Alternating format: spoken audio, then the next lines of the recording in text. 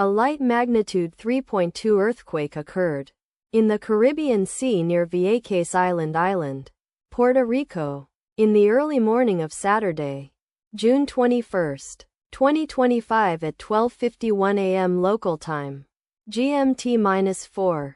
The quake had a very shallow depth of 19.3 kilometers, 12 miles, and was not felt, or at least not reported so.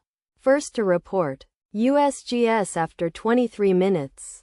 The earthquake occurred 2 weeks after a magnitude 3.6 earthquake had hit on Thursday, June 5, 2025, at 3:26 a.m. GMT-4 local time, in 85 kilometers, 53 miles, distance to the northwest. Data source from Volcano Discovery. Did you feel it? Let us pray. May the earthquake that occurred not affect our brothers and sisters there. May the earthquake not happen again. And may God protect everyone. Amen.